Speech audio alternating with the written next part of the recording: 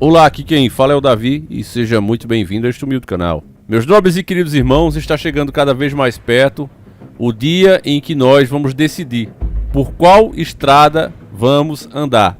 Nós, que estamos despertos, acreditamos que todas as estradas hoje abertas pelo próprio sistema, ou seja, opções para que nós façamos as nossas escolhas, supostamente, elas levam ao mesmo destino. Porém, seria absurdo e até ridículo dizer que os caminhos são iguais.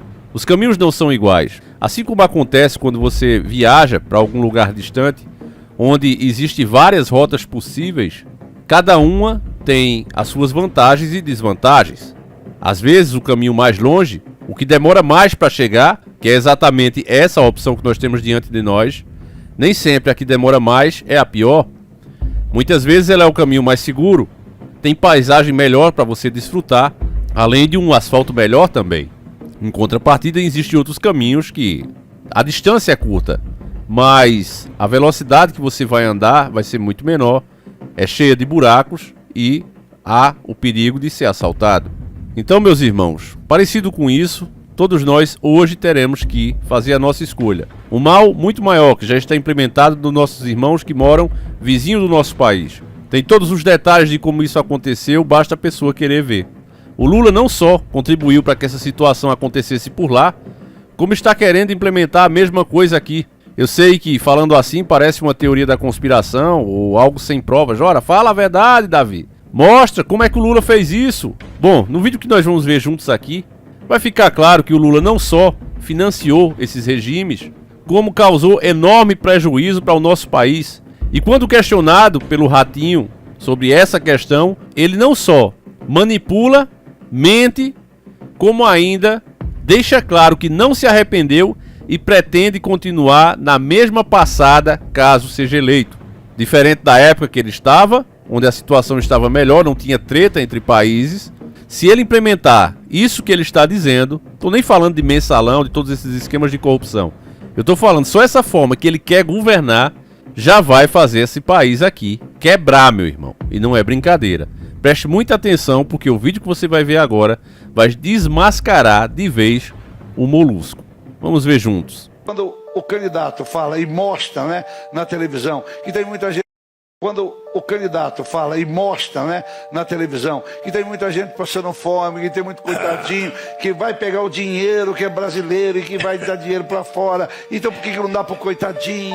O BNDES no seu tempo financiou obras em países como Bolívia, Nicarágua e outros países, Venezuela, Cuba.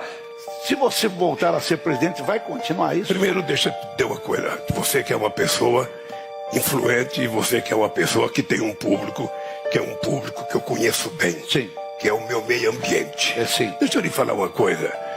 Quando você está financiando uma obra lá fora, você está financiando a tua engenharia, você está exportando a tua engenharia.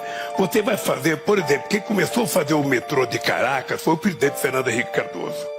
Então, primeiro, quando o BNDES empresta dinheiro, a empresa ela é obrigada a contratar uma empresa brasileira. Segundo, os componentes são comprados do Brasil. Então, na verdade, o que você está fazendo é exportando, além de você receber o seu dinheiro de volta, o mundo inteiro. Como é que você acha como é que você acha que o Brasil se desenvolveu? Você sabe quanto dinheiro os americanos colocaram aqui no começo do século passado? A Inglaterra, o Canadá. Países não pagaram. Não pagaram. Veja, todo mundo paga. Todo mundo paga. Você pode ter dificuldade aqui ou ali, mas você paga. O país de Chávez e Maduro anunciou que não tem como pagar uma dívida de 5 bilhões de dólares com o Brasil. Não entrou na conta o $1 bilhão da refinaria previsto no contrato que a Venezuela rompeu sem explicações. A Petrobras bancou sozinha a refinaria mais cara e mais inútil do mundo. Graças à ideia de jerico de Lula, o superávit cresceu e o calote também.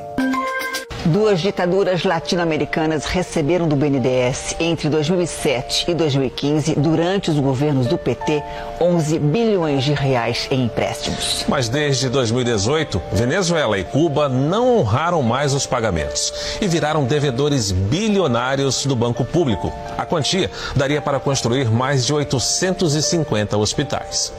O valor total do calote surpreende. são 3 bilhões e 500 milhões de reais. As informações estão no site do BNDES. As remessas foram entre os anos de 2007 e 2015, período de 2 governos petistas. O dinheiro serviu para financiar obras do Porto Mariel, em Cuba, e também o metrô da capital da Venezuela, Caracas. A Venezuela ficou com a maior fatia, 7 bilhões e 800 milhões de reais. O empréstimo ao país de Hugo Chávez e Nicolás Maduro teve a menor taxa de juros do programa de financiamentos do BNDES, 1,2% ao ano. Cuba, dos irmãos Castro, recentemente tomada por protestos contra o governo comunista, recebeu 3 bilhões e 400 milhões de reais. A ilha teve o maior prazo para pagamento da dívida, 25 anos. Ao todo, os 2 países têm 55 prestações atrasadas da dívida. Cuba tem 13 parcelas em aberto, já a Venezuela, 42. Para não ficar numa situação ainda mais complicada, o BNDES acionou um mecanismo de ressarcimento desses valores. É o Fundo de Garantia à Exportação, uma espécie de seguro contra quem deve e não paga. O banco, no caso o BNDES, não sofreu o calote, mas o Brasil sofreu. E esse valor foi muito superior a qualquer nível razoável de estímulo. Já esse economista diz que podem não existir problemas jurídicos no empréstimo, mas os 2 países foram privilegiados porque tinham proximidade política com o Brasil na época e que não teriam, em qualquer parte do mundo, as garantias dadas pelo BNDES. Boa parte dos financiamentos não foi pago e não será pago. Isso sinaliza que esses países não tiveram uma análise creditícia adequada e que, portanto, outros critérios que não financeiros muito provavelmente interferiram na aprovação dessas operações. Essa economista calcula como a enorme quantia poderia ter sido usada para o benefício do povo brasileiro. Se utilizássemos esse dinheiro para a construção de hospitais aqui no Brasil, a gente conseguiria construir, por exemplo, 853 hospitais. O BNDES foi procurado, mas não quis gravar a entrevista. O Partido dos Trabalhadores não respondeu ao contato da nossa produção. Bom, como a gente sempre diz, contra fatos não há argumentos, meus irmãos. A mentira, ela tem perna curta. Por mais que ela corra com aquelas perninhas curtas, uma hora a gente alcança. O Lula mandou muito dinheiro para esses regimes comunistas e nós ficamos no prejuízo. Assim como todo banco, o BNDES é um banco. E quando o banco tem prejuízo, ele passa esse prejuízo para os seus clientes. O Estado paga por isso. E o BNDES não é diferente. Cada real que nós deveríamos ter recebido de Cuba, Venezuela e etc., todo cidadão brasileiro trabalhador teve que repor esse dinheiro. Ele volta em forma de juro, ele volta em forma de inflação. E é por isso mesmo que a gente diz aqui, sem medo de errar, que não é justo colocar toda a culpa dos preços altos dos produtos na conta do Bolsonaro. Tudo que nós passamos agora é uma herança do PT. Uma herança maldita, digna de filme de terror. Mas isso está acabando. E é preciso entender, meus irmãos, para que a coisa piore muito mais do que já está previsto globalmente. Basta você ver aí o tempo todo os economistas globais falando: olha, o mundo todo está entrando em colapso, etc, etc. Fora isso, meus irmãos, se colocasse o PT aqui, o estado de caos e de miséria do nosso país vai acontecer brevemente. Coisas que deveriam demorar pelo menos 10, 20 anos para acontecer, numa administração Lula. Um cara cheio de ódio, que passou os últimos anos só pensando em como neutralizar a força que o prendeu. A força que despertou as pessoas em relação ao PT. Como era dito no seriado Chaves, pelo seu Madruga: a vingança nunca é plena, mata a alma e envenena. E esse ditado se aplica bem, meus irmãos, mas o Lula não quer saber. Qualquer um que vê o discurso dele, até a forma como ele fala, a expressão facial, percebe que o homem tem no coração é muito ódio, muito desejo de vingança. Se a gente olhar os apoiadores dele, a mesma coisa se percebe.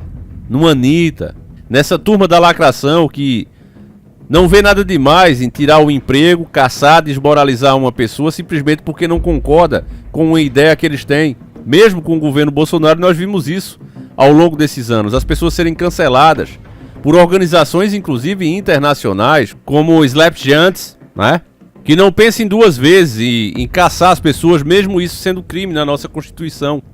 Você não pode fazer perseguição. Se você tem alguma coisa contra a pessoa, se ela te ofendeu, você a processa e espera o devido processo legal. Mas você não pode, mesmo que a pessoa te deva dinheiro, você não pode fazer vergonha a ela no seu trabalho, você não pode causar constrangimento a essa pessoa.